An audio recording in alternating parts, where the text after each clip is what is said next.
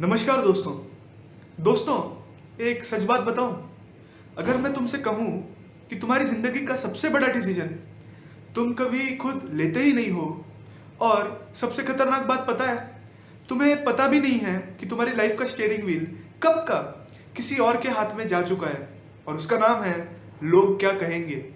ये एक ऐसी खतरनाक बीमारी है जिसका कोई ब्लड टेस्ट नहीं होता, कोई एक्सरे उसे पकड़ नहीं सकता, पर फिर भी इसने न जाने कितनी नस्लों की खुशियां और सपने चुपचाप खा लिए हैं।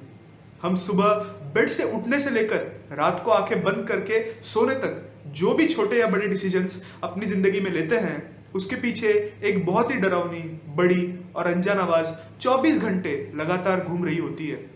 जब किसी मार्केट से नए कपड़े खरीद कर पहनते हैं तो आईने में देखकर ये नहीं सोचते कि मैं कैसा लग रहा हूं, बल्कि ये सोचते हैं कि बाहर जब दोस्तों से मिलूंगा तो वो क्या बोलेंगे या मजाक तो नहीं उड़ाएंगे। और जब आगे की पढ़ाई या जिंदगी भर का करियर चुनते हैं तो अपना सच्चा दिल का पैशन एक तरफ साइड में रखकर सिर्फ ये सोचते हैं कि पड़ोस वाले अंकल या सोसाइटी के आंटीज या दूर के रिश्तेदार मेरे बारे में क्या सोचेंगे और बातें बनाएंगे। ये दूसरों से तारीफ मांगने की गुलामी कोई आसमान से एक दिन में नहीं टपकी है यार, ये बहुत गहराई तक हमारी रगों में बस चुकी है। और सबसे डेंजरस बात पता है, ये लोग क्या कहेंगे का डर सिर्फ हमारे डिसीजंस को कंट्रोल नहीं करता, ये हमारी आइडेंटिटी चुरा लेता है। हाँ दोस्तों, आइडेंटिटी कैसे? थोड़ा सा अपना बचपन याद करो। बचपन से ही हम एक अजीब सा रूल सिखाया गया, अगर मार्क्स अच्छा है तो तुम अच्छे बच्चे हो, अगर इंजीनियर बन गए तो तुम सक्सेसफुल हो, अगर सोसाइटी के रूल्स फॉलो किए तो तुम रिस्पेक्टेबल माने जाओगे। पर अगर गलती से भी तुमने अपना खुद का रास्ता चूज कर लिया तो तुम इररिस्पॉन्सिबल हो, तुम सेल्फिश हो या तुम नालायक हो। कुछ समझे? तुम्हारी वैल्यू कभी तुम्हारी खुशी से डिसाइड ही नहीं हुई, हमेशा दूसरों की अप्रूवल से हुई। हमारी सोसाइटी में, खासकर हमारे देसी परिवारों में, बहुत ही अजीब चलता है यार। बचपन में पेरेंट्स बोलते हैं बेटा किसी अनजान इंसान से बात मत करना, हर किसी पर ट्रस्ट मत करना, पर फिर एक दिन वही पेरेंट्स किसी शादी या मैट्रिमोनियल साइट से बिल्कुल अनजान इंसान ढूंढ कर लाते हैं और बोलते हैं लो बेटा अब इसके साथ पूरी जिंदगी बिताओ। उस वक्त हमारी अपनी पसंद, हमारा अपना मेंटल कंफर्ट, हमारा प्यार, इन सब का कोई वजूद नहीं होता। सब कुछ उठाकर साइड में एक कचरे के डिब्बे में हमेशा के लिए डाल दिया जाता है। और अगर कल को उस अनजान इंसान के साथ कोई बहुत बड़ी प्रॉब्लम भी आ जाए, दिल में लगातार घुटन भी होने लगे, तो पता है हमारे लोग ही क्या हमारे मुंह पे बोलेंगे, अरे थोड़ा एडजस्ट कर लो बेटा, लोग क्या कहेंगे अगर तुमने अभी नया नया रिश्ता तोड़ दिया। मतलब किसी की पूरी हंसती खेलती जिंदगी अंदर से जलकर राख हो जाए तो इनको बिल्कुल चलेगा, पर सोसाइटी के उन चार खाली वेले लोगों को चाय पीते वक्त बातें बनाने का और पीठ पीछे गॉसिप करने का कोई मौका गलती से भी नहीं मिलना चाहिए। सच सच बताना दोस्तों, अगर कल सुबह उठकर तुम्हें पता चले कि इस दुनिया में तुम्हें जज करने वाला कोई नहीं है, ना रिलेटिव्स, ना सोसाइटी, ना इंस्टाग्राम, तो तुम कल सुबह उठकर क्या बनना चाहोगे? जरा सोचो दोस्तों और कमेंट्स में बताओ कि तुम कल क्या बनना चाहोगे। मैं तुम्हें एक सिंपल सीन बताता हूँ। एक लड़का है, उसे पेंटिंग बहुत पसंद है, लेकिन घर वाले बोलते हैं बेटा इंजीनियरिंग कर लो, सेफ फ्यूचर है। वो इंजीनियरिंग कर लेता है, उसको डिग्री भी मिल जाती है, और डिग्री के साथ साथ उसको जॉब भी मिल जाती है, सैलरी भी आ जाती है।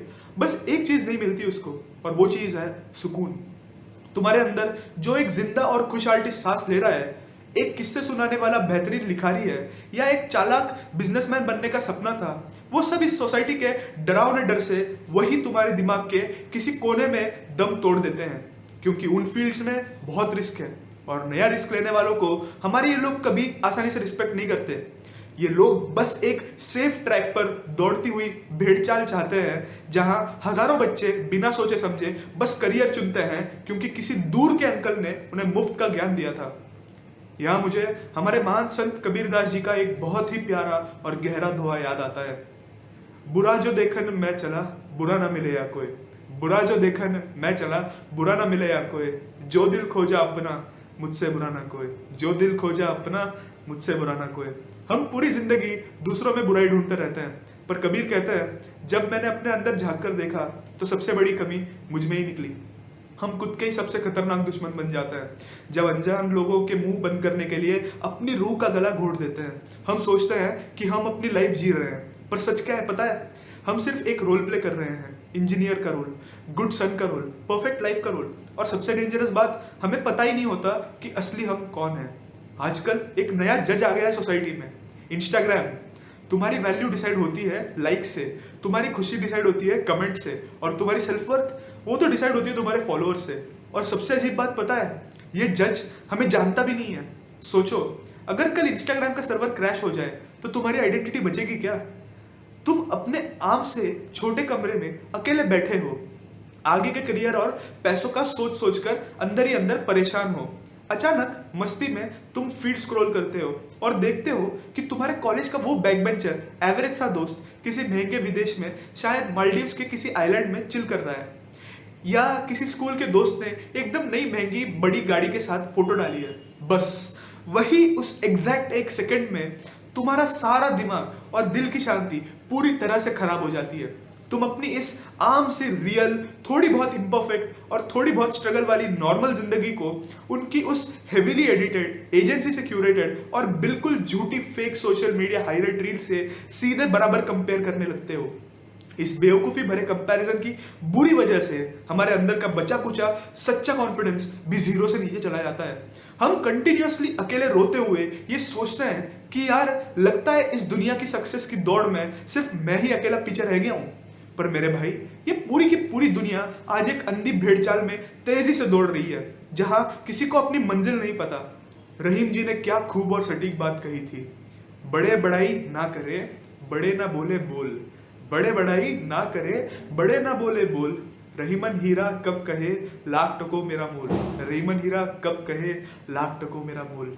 जो लोग सच में हकीकत में काबिल होते हैं, जिनकी एक्चुअली कोई बड़ी सॉलिड वैल्यू होती है, वो अपनी बड़ाई और तारीफ कभी खुद चिल्ला चिल्ला कर अनजान लोगों को नहीं सुनाते फिरते। जैसे एक असली और कीमती हीरा कभी खुद चिल्ला कर नहीं कहता कि देखो, खरीद लो, मैं कितना महंगा और कीमती हूँ। उसकी चमक उसका सच होती है। पर आज हम सब क्या बेवकूफ़ी कर रहे हैं, हम इन सस्ते ऐप्स पर चीख चीख कर इन हजारों अनजान लोगों को बता रहे हैं कि देखो मेरी लाइफ कितनी मस्त है, प्लीज मुझे थोड़ा लाइक करो और वैलिडेट करो। इसीलिए आज एक अजीब सी सिचुएशन बन गई है। ऑफिस में हम एक इंसान होते हैं, पर सोशल मीडिया पे एकदम दूसरे, और फैमिली के सामने एकदम तीसरे बन जाते हैं। और जब रात को आईने में देखते हैं तो समझ ही नहीं आता असली वाला कौन सा है। हमने अपनी खुद की आइडेंटिटी की एकदम टेढ़ी खिचड़ी बना दी है, जिसमें हमारा अपना कोई स्वाद ही नहीं बचा। दिन में किसी मल्टीनेशनल कंपनी में कंप्लेन करने वाले रिलेटिव्स को दिखाने के लिए बिना मन की थकी हुई मेहनत कर रहे हैं, और ठीक उसके बाद रात को उन अनजान इंटरनेट फॉलोअर्स को सेटिस्फाई करने के लिए झूठी स्माइल की प्रैक्टिस कर रहे हैं। और पता है इस फेक दिखावे में इससे भी ज्यादा दर्द देने वाली बात क्या है? ये दुनिया, ये टाइम पास करने वाले लोग तुम्हारा सच्चा दर्द तब तक आसानी से नहीं समझेंगे जब तक उनका खुद का कोई पर्सनल फायदा ना हो। रहीम जी की ये बात हमारी इस नई शो ऑफ वाली बीमारी के लिए एकदम सही बैठती है। रहीमन नीजा मन की ब्याथा, रहीमन नीजा मन की ब्याथा, मन ही राखो गोए, सुनी इठलए लोग सब, सुनी इठलए लोग सब, बनती ना लाए है कोई। अपना ये छुपा हुआ काला दुख, फ्रस्ट्रेशन और डेली का स्ट्रगल इन आम लोगों के सामने इंटरनेट पर मत बेचो। जब तुम अकेले रात को सैड डिप्रेशन वाले कोट्स या रोने वाले इमोशनल रील्स अपलोड करते हो थोड़ी सी सिंपैथी पाने के लिए, तो ये प्लास्टिक और फेक दुनिया सामने से कमेंट में ओह सो बैड बोलेगी, पर ठीक मुंह फेरते ही तुम्हारी पीठ पीछे तुम्हारी बेबस हालत पर हंस के मजाक उड़ाएगी। यहाँ की इस सच्ची दुनिया में कोई तुम्हारे कंधे पर दर्द बांटने या तुम्हारे आंसू पोंछने फ्री में नहीं आएगा। यहाँ सब पब्लिक सिर्फ अपना अपना फायदा देखती है। तो आखिर कब तक अपने इन अंदर की घुटन को अनजान लोगों के सामने रोते छुपाते फिरोगे? सच बताऊं, हमें दुनिया से नहीं खुद से मिलने से डर लगता है। इसलिए जैसे ही 5 मिनट की खामोशी मिलती है, हम फोन निकाल लेते हैं, स्क्रोल स्क्रोल स्क्रोल। क्योंकि अगर हम रुक गए तो एक सवाल सामने खड़ा हो जाएगा, मैं सच में क्या चाहता हूँ?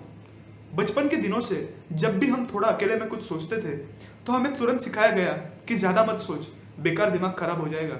इसकी वजह से हमें आज अकेलापन से और शांति से बेहद भयंकर डर लगने लगा है।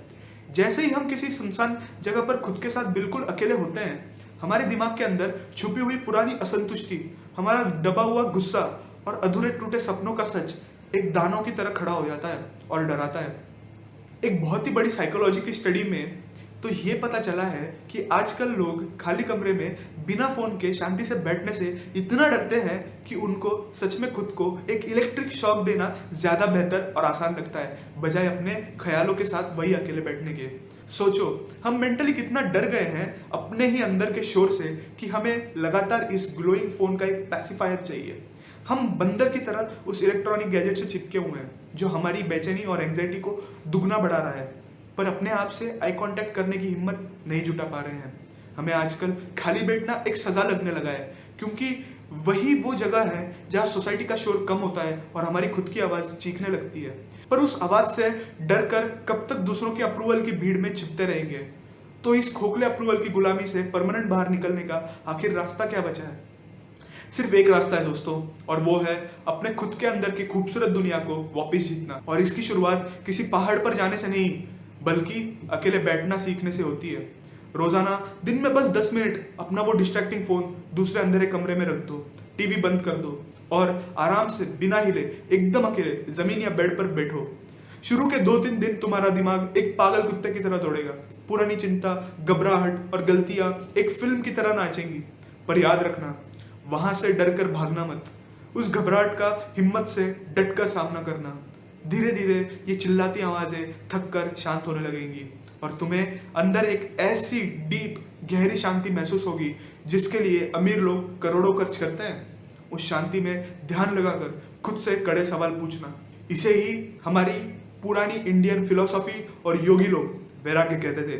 वैराग्य का मतलब भागना नहीं होता है। वैराग्य का मतलब होता है भीड़ के बीच रहकर भी अंदर से आजाद रहना। इसका असली मतलब है इस भीड़ भरी दुनिया के ठीक बीच रहकर अपने पैशन का काम पूरी लगन से करना। पर लोग क्या कहेंगे या इसका रिजल्ट क्या होगा, उस डर से खुद को इमोशनली डिटैच कर लेना।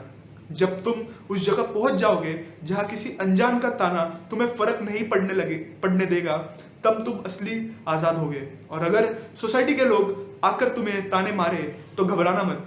बस कबीरदास जी की यह सच्ची बात ध्यान रखना, निंदक नियारे रखिए, निंदक नियारे रखिए, आंगन कुटी चवाए, बिन पानी साबुन बिना निर्बल करे स्वभाव। जो लोग तुम्हारी बुराई करते हैं उनको दुश्मन मत बताओ, उन्हें अपने दिमाग के करीब रखो, क्योंकि बिना साबुन और पानी के उनके वो कड़वे ताने ही तुम्हारे कैरेक्टर को, तुम्हारी हिम्मत को एक पहाड़ जैसा मजबूत और साफ बना देंगे। उन तानों को अपनी कमजोरी नहीं, आगे बढ़ने की सीढ़ी बनाओ। लोग क्या कहेंगे ये सवाल तुम्हारी जिंदगी बर्बाद कर सकता है, लेकिन एक और सवाल है जो तुम्हारी जिंदगी बदल सकता है, मैं क्या चाहता हूं। जिस दिन तुमने ये सवाल सच में खुद से पूछ लिया, उस दिन दुनिया की आवाज ऑटोमेटिकली म्यूट हो जाएगी। धन्यवाद।